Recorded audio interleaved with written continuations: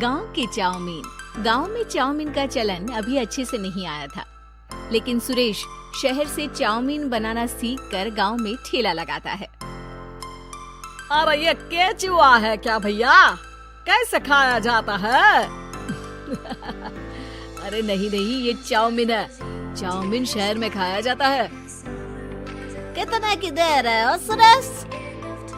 10 रुपए की प्लेट भरकर। तभी वहाँ शहर से पढ़ा एक लड़का आता है। जरा एक प्लेट चाउमीन तो देना।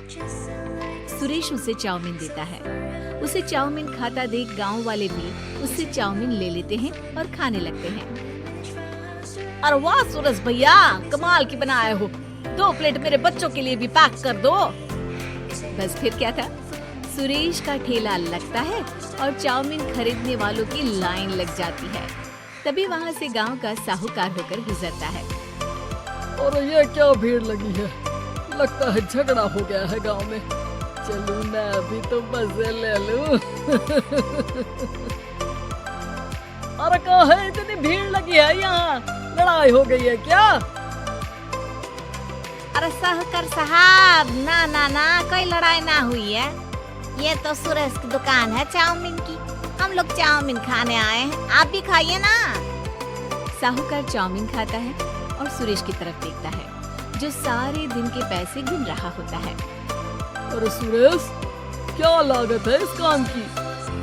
अरे साहूकार जी, आप अब आए तो ये पूरे 10,000 रुपए ले जाइए, जो पिछले साल शहर जाने से पहले आपसे लिए थे ना।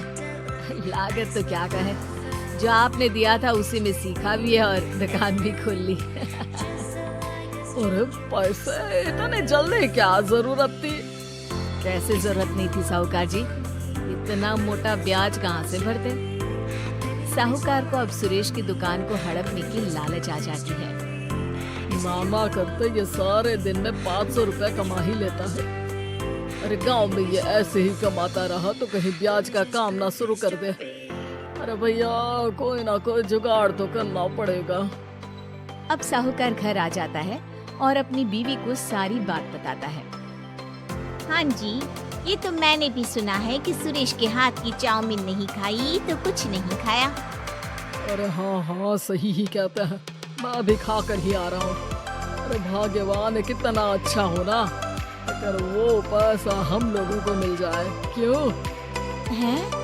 हाँ वो तो है, लेकिन कैसे? हम लोगों को तो चाउमीन बनाना आता ही नहीं है।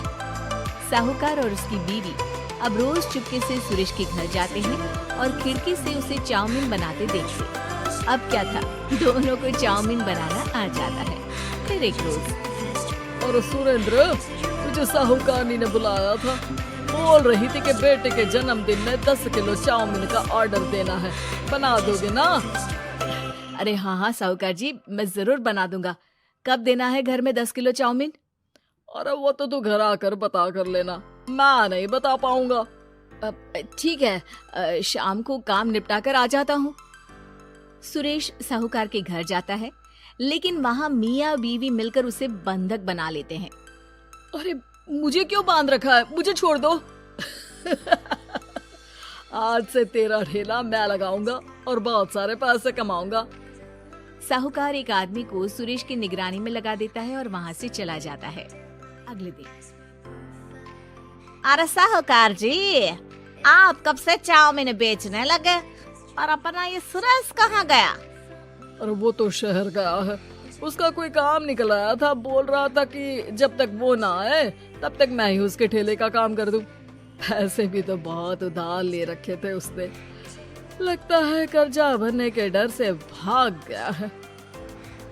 अरे पर वो तो बोल रहा था कि उसने सारा कर्जा उतार दिया है, और वो क्यों भागेगा? इतना तो कमा रहा था। अरे मुझे क्या पता।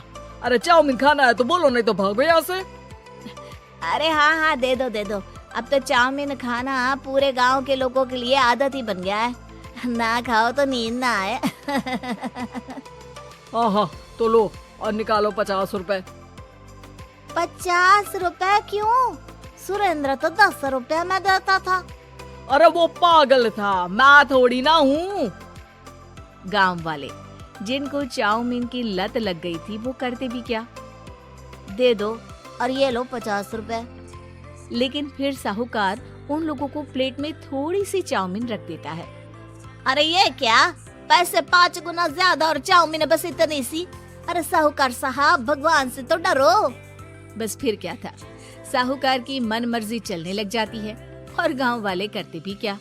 एक रोज मुझे तो लगता है कि सुरेश को साहूकार ने मार डाला होगा, क्योंकि उसका काम इतना अच्छा चल रहा था, फिर वो क्यों जाता, और वो भी साहूकार के हवाले दुकान करके। ना बाबा ना। अगले रोज भाग्यवान, देखो तो जरा, इस सुरेश भी ना कितना पागल था। जिस काम से वो ज्यादा पैसे बना सकता था, उससे इतने कम पैसे छाप रहा था। 50 रुपए प्लेट में भी गांव वाले खूब खा रहे हैं चाउमीन। हाँ जी, और जितने में वो लोगों को 10 प्लेट खिलाता था। भर भर कर हम लोग उतने में 20 प्लेट बना रहे हैं, क्यों जी? वहीं सुरेश रोज भगवान से मांगता कि बस एक बार वो किसी तरह वहां से निकलने में कामयाब हो जाए, लेकिन उसकी हर कोशिश नाकामयाब होती। फिर एक दिन, अरे भाग्यवान, ऐसा कुछ करो कि चाउमीन बनाने का खर्चा आधा हो जाए, जिससे हम लोगों को और मुनाफा हो। ना जी, मुझे तो कोई तरकीब ना सूझ रही। अरे सुनो, एक काम करते हैं, चाउमीन बनाने में जो सब्जी लगती है वो मंडी में लेने तुम देर रात चली जाना। तब तक वो सारी सड़ी गली सब्जी जो दुकानदार वहीं फेंक जाते हैं, वो उठा कर ले आना फ्री में। अरे वाह जी वाह, आप तो बहुत समझदार हैं जी। बीवी वैसा ही करती है, लेकिन अब लोग चाउमीन खाते तो मुंह बनाकर। फिर एक बार, अरे राम राम राम, ये पेट में दर्द काहे हो रहा है? आई, आई, आई, आई। हाय रे हाय, मेरा भी पेट दर्द के मारे फटा जा रहा है। सभी को शक हो जाता है कि उन लोगों को चाउमीन खाने से ही ये बीमारी हो गई है। वहीं दूसरी तरफ जो आदमी सुरेश की निगरानी कर रहा था, वो सो रहा होता है और मौका देखकर सुरेश वहाँ से भाग जाता है। सुरेश गांव वालों के पास जाकर उन्हें सब कुछ बता देता है। बस अब क्या था, साहूकार के घर पुलिस पहुँच जाती है। चलो, तुमने गांव के लोगों को खराब सब्जी वाली चाउमीन खिलाकर बीमार किया और सुरेश को बंधक बनाया। तुम्हें इसीलिए हम गिरफ्तार कर रहे हैं। साहूकार को पुलिस ले जाती है और फिर अगले दिन से सुरेश का ठेला गांव के बाजार में लग जाता है, जहां अब पहले से ज्यादा भीड़ होती है।